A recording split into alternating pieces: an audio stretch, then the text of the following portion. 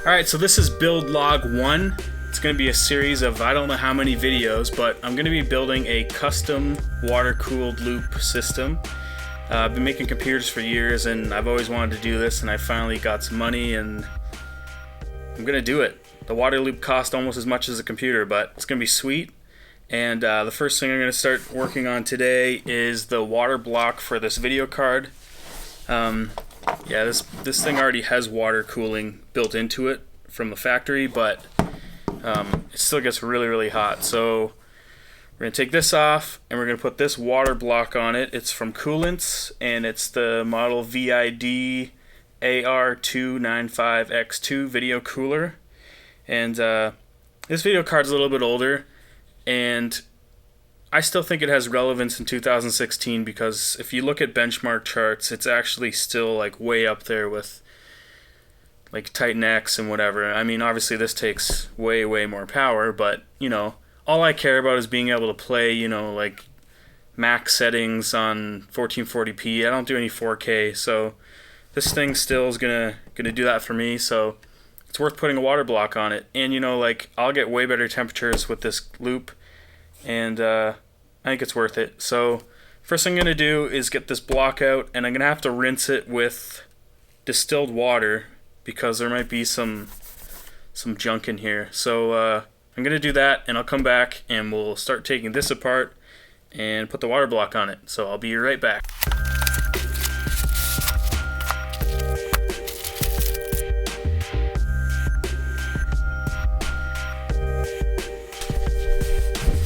Alright, I'm back.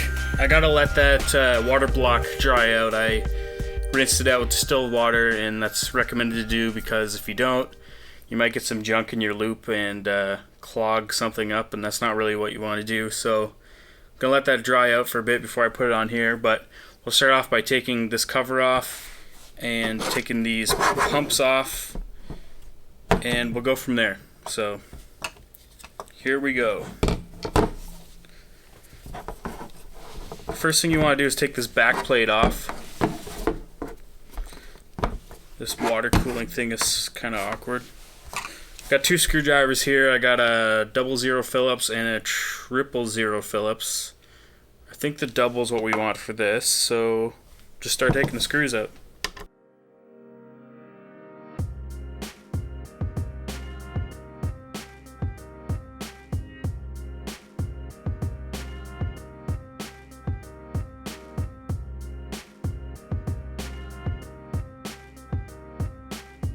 Okay, so that's all the screws on the back plate. Take that off.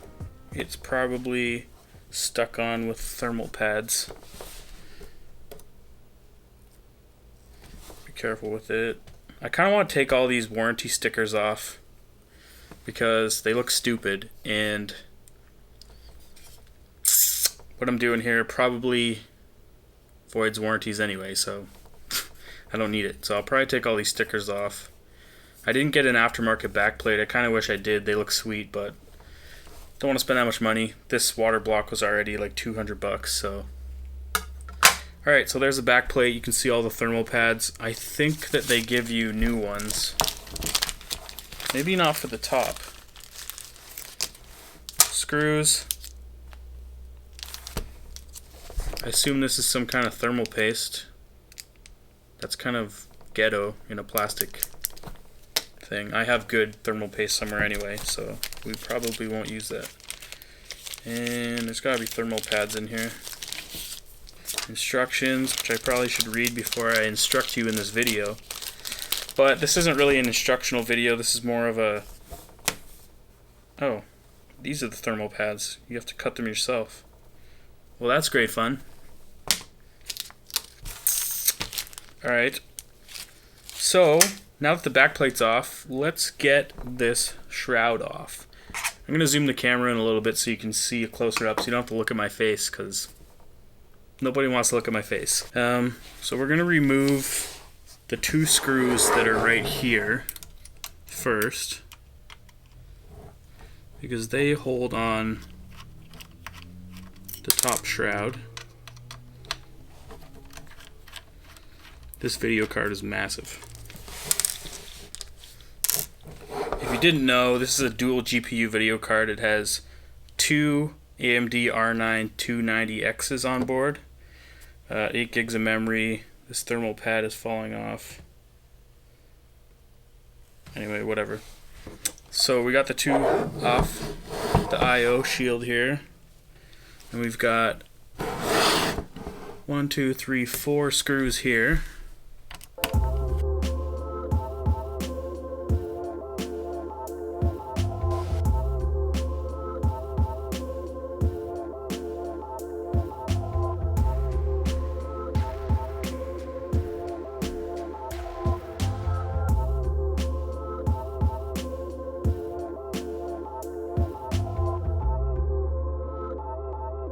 I've got all the screws off now. This should just lift off by the looks of it. Wow, it's awkward. Okay. Is it catching on something? Or is it just tight? I think it's just tightly pressed on here. It should just pop off. There we go. Struggle's real. I feel like it's holding on by something at the front, but I don't think it is. Okay, so inside here we have some wires we need to disconnect. These are your pump wires. Disconnect those. We've got the fan connector right here. Disconnect that. And this one is for the LED, I believe. Yeah. So I'm gonna just pop this up. I want to resave this because if I sell this video card on Kijiji in the future, then I can put the stock fan back on it.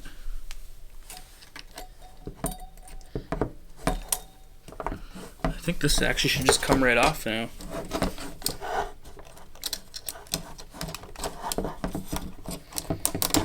Yep.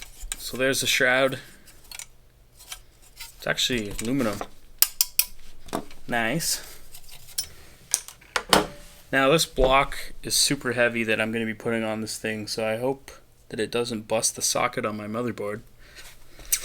So here you can see the water block that they have. It's got 2 pumps on it by Asetek, and it's got this copper vent in the middle. Oh, that's not good. It's alright, she's built like a tank.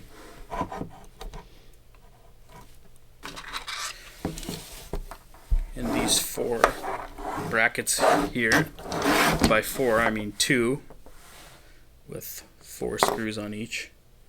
Now these have stickers over them that say void if removed. Well, sorry about this, but we're gonna void this.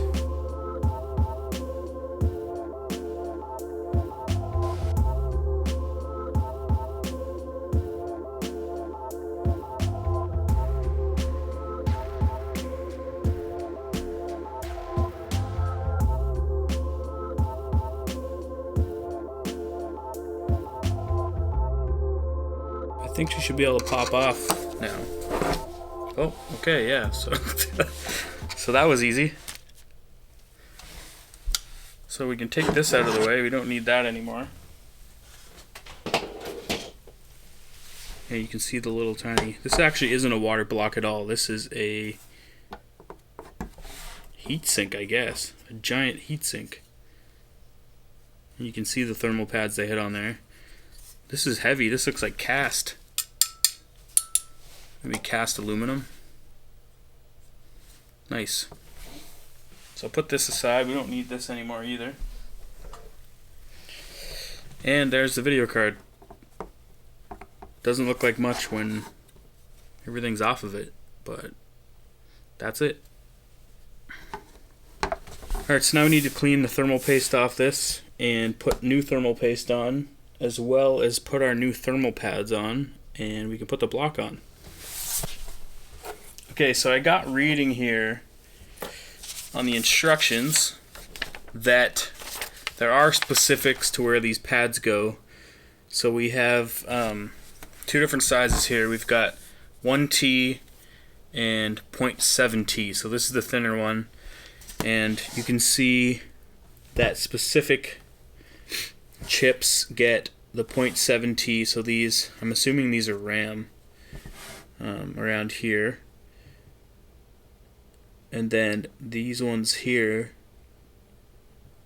this one here gets 1. There's a couple here they get 1. So they get thicker pads. So it looks like, yeah, some of these chips get bigger ones. So this actually goes on the heatsink, not on the video card. So I'm going to put the heatsink down and start cutting pads for it. This will be very boring to watch, but I'll probably speed through it. Oh, and by the way, I cleaned the GPUs off. I forgot that the camera wasn't rolling, so you didn't get to see me clean these off, but I cleaned these off with a paper towel and a cleaner and got them clean, so they're ready to go to have new thermal paste put on them. I'm going to remove these thermal pads though, because we're going to put new ones on.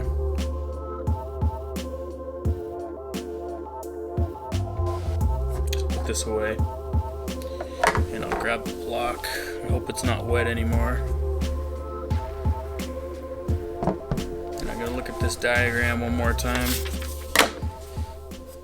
It's got to face this way. And it looks like they want thermal paste on here, but I'm going to put it on the GPUs because I don't really like the thought of putting it on here first. So, we need the 0.0T for most of these because they're going on all of the chips here. Let's cut these up here. It's too bad I didn't have them pre-made. Now I gotta guess how big they need to be. I guess once I have one, I have a template.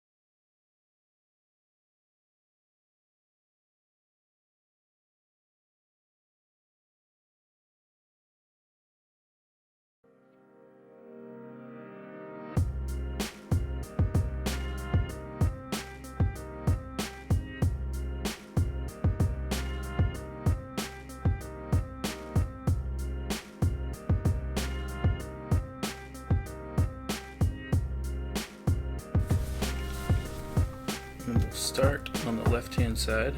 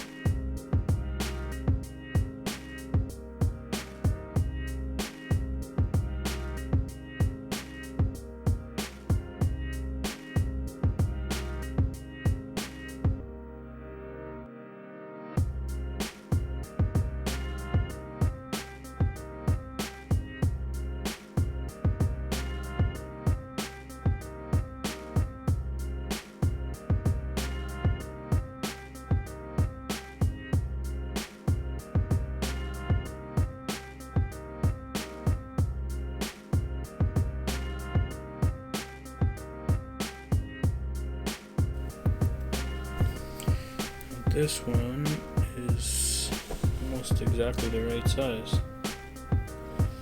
So I'll cut this one. And I'll make another one the exact same size for this spot and this spot.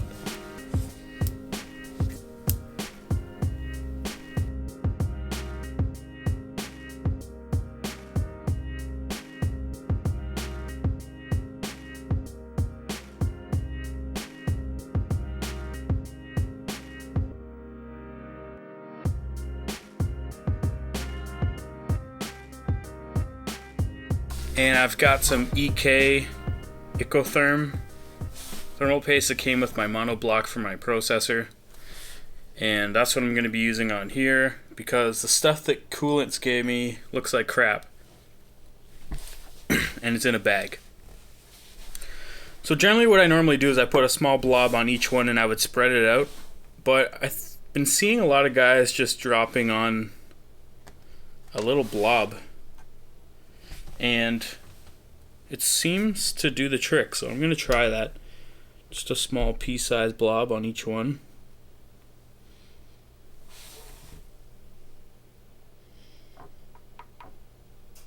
And hope for the best. To me it seems like a lot, but maybe I'll take a bit off this one.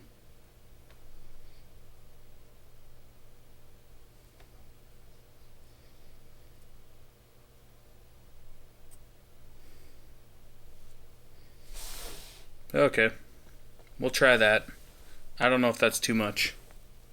Looks like more than I'd normally put, but I've also seen people put way too much on in a cross pattern. That just looks bad. So what we're going to do is we're going to take this and we're going to set our GPU. Everything looks good. We've got all the thermal pads off. All our new thermal pads are on here. And we're just going to flip this over and set it down. Actually, I'm going to go the other way because this sticks up too high. So we'll line up all the screw holes. That looks pretty good right there. Fit down nice. So there we go. It's on. I just need to put my screws into place.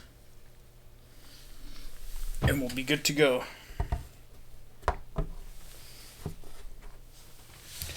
I see this side is raised up a bit.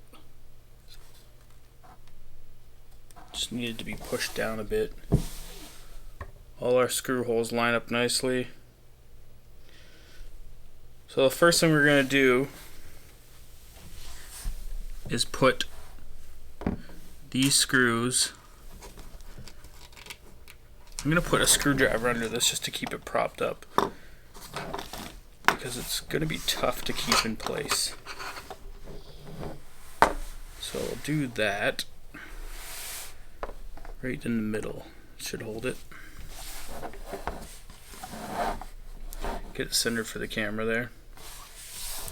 So we're going to take these straight screws here with these washers and put them on the four around each GPU.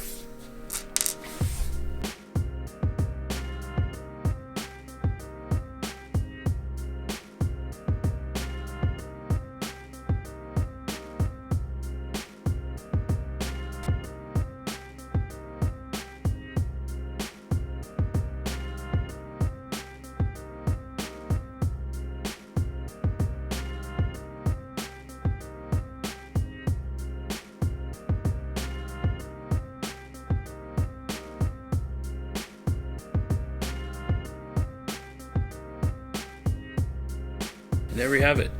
That water block is installed. There's fingerprints all over it, but you can see how it's going to look. And this thing feels like it's like 6 to 7 pounds. And that's a lot of weight to be hanging off here. But I'm going to clean the fingerprints off it so you can get a better look at it. So there it is with most of the fingerprints taken off of it. It looks pretty nice. It's actually a really nice water block. The only thing I don't like is how the I/O shield is still 2. You don't really need this now because there's no need for the air to flow through it. Because on the EK one, they give you a half bracket here, which is actually really nice. So you only get like a 1 slot. But whatever. So now we just need to reattach the back plate. I think I'm going to make new thermal pads because there's tons of this left. And we've got enough of this to put, quite a bit of thermal pads on there. So I'm going to do that, and when I'm done cutting those, we'll come back and I'll put the back plate on. Got all my thermal pads made, and I put them on the back, and I have my back plate. And as you can see, I peeled all the stickers off except for the main serial number here. I may take it off too, but I'll leave it on for now. I just need to remove these little plastic tabs off the thermal pads, and then we can put the back plate on, and that's it.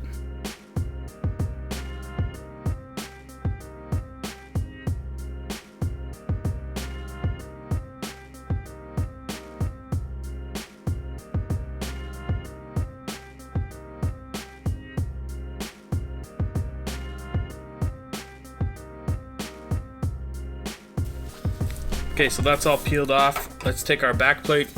This is the back of the back plate. I took off all the other blue thermal pads that were on it, and we'll stick it on the GPU just like this. You can see the 3 holes lining up there, line up with these 3 holes. And you just set it down to where all the holes line up. Nice, just like that.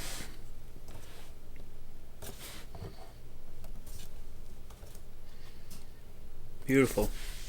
Now they gave us some screws here, but they're silver. And I don't really want more silver screws. I don't even like these silver screws. I'd rather have black, but I'm thinking what I'll do is I'll take the old screws that came out of the back plate before, because they're black, and reuse those, so that'll look better anyway. So we'll just screw this on, and this video card is ready to go.